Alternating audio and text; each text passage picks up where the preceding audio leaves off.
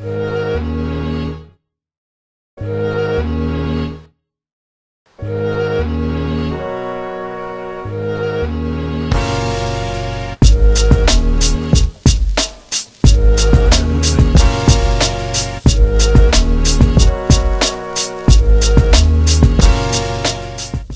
everybody, welcome to another episode of Mad as a Goat. I thought for no apparent reason, let's do another one of these videos over here. So again, it's a top 10 list. Now I'm going to make up for yesterday's one because I showed you a lot of bad music. So now it's time to show you some music I really like. So welcome to the top 10 countdown of songs I really like.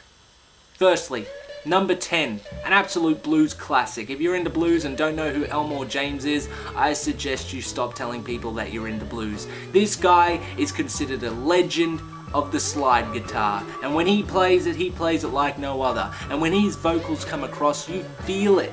And I'm not saying in that some sort of homo-emo sense, I'm saying you feel the emotion in the lyrics.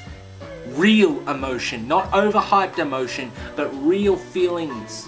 And with a song like It Hurts Me Too, you can feel the guy's regret as he watches the woman he loves get used and treated and horribly abused, and it's hurting him to watch this. And it's such a fucking emotional song. So of course it had to be on here. That's number 10, Elmore James. But when things go wrong with you, it hurts me too. Number 9, Joe Bonamassa, I Know a Place.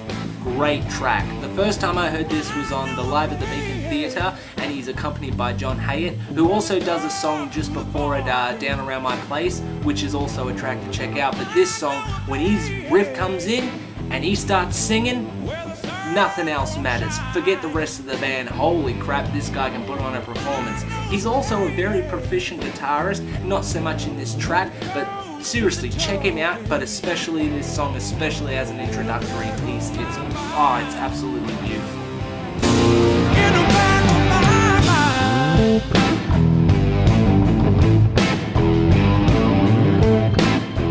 Number 8, Jimi Hendrix. Of course Jimi Hendrix is going to be on here, but I like his song Voodoo Child.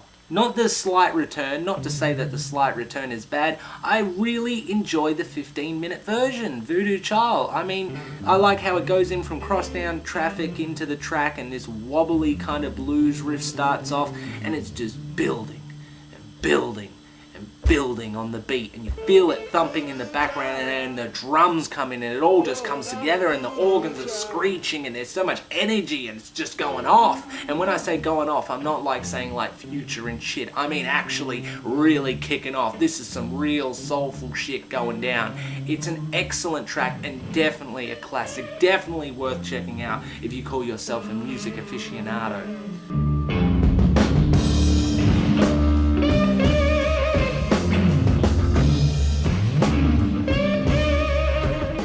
Moving along, now number 7, The Grateful Dead. The Grateful Dead are known for their cult following. In fact, they call their fans Deadheads. They were around for 40 years with Jerry Garcia. Yeah, Bob Weir, Jerry Garcia, Bill Kerseman, Mickey Hart and Phil Lesh. They're like the core. Everyone else either dies or gives up on the band. It's a really sad circumstance, but this core for 40 years toured and left behind a legacy that no one else can top. Every album was basically of a different genre, style. You could not say that the Grateful Dead have a style. They are jam band.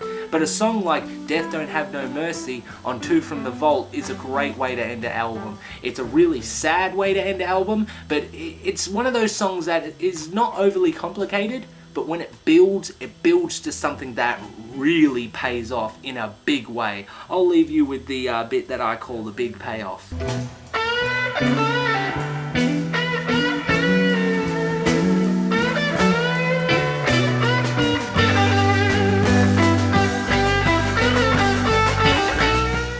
Number 6, Frank Zappa, the original punk rocker, that's what I'm going to call him. He was actually against the pop scene. He wanted to make music that was more intelligent and more insightful, and his way of doing it was through sarcasm. And with a song like Cosmic Debris, say it incorrect, why not? Anyway, it's just a great song because he's talking about all the mumbo jumbo that was popular at the time and just saying, move it away.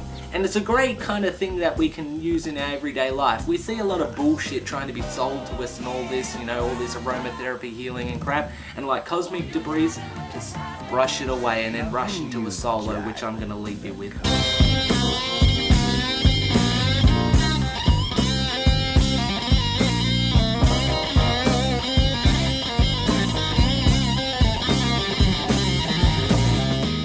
Number 5 is My Guitar Wants to Kill Your Mama by Frank Zappa. Oh my god, it's just enjoyable. It's not like Peaches and Granada where it's all crazy and it's showing off his composition talent. It's just enjoyable. You enjoy it every time you hear it. It's a lot of fun.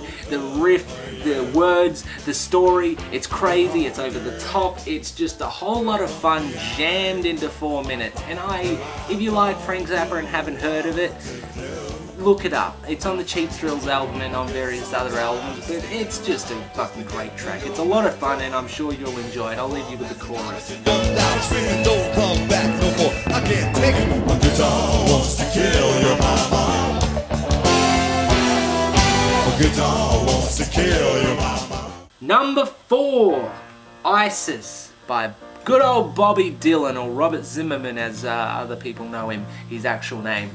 It's a good track. I would say Isis is his best track. It's my favorite. I really enjoy it.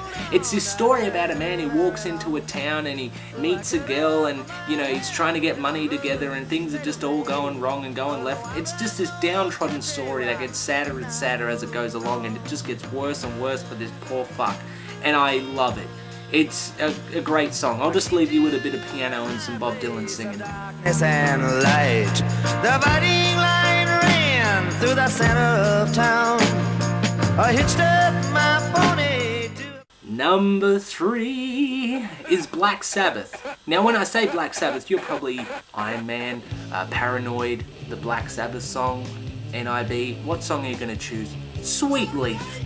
Yeah, it's one that's not known by most people. Most people passed it on by.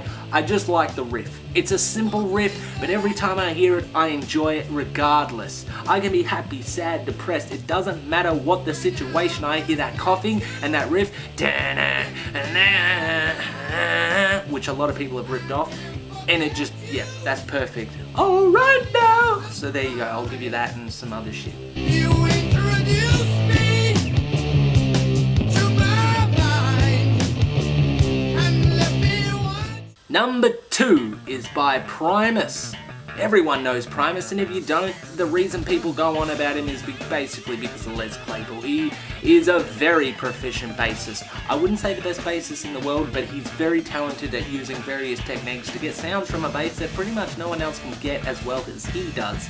And with a song like Is It Luck, no one else is getting this sound.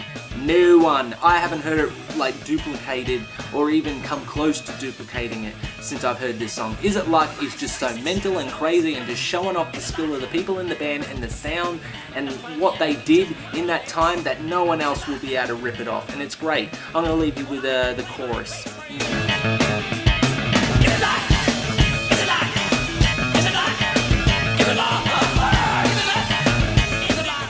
We're at number 1, yeah. And number 1 is the only rap song that is going to appear on this list.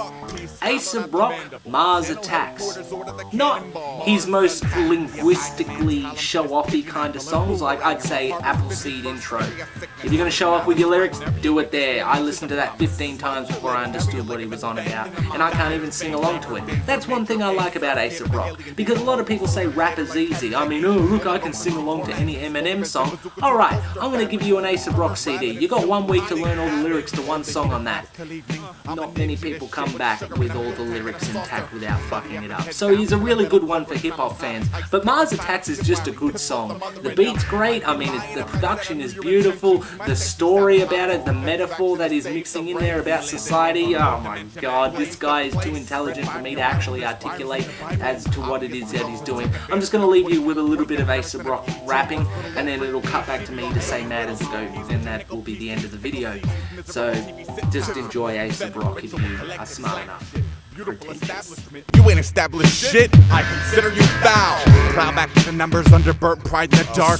They want us dead or alive without the alive. The sun rose over a body bag shortage. Last week I was like, God bless the saint that invented the cordless. So, that was Mad as a Goat, another top 10 countdown. I will not be doing any more top 10 countdowns for quite some time.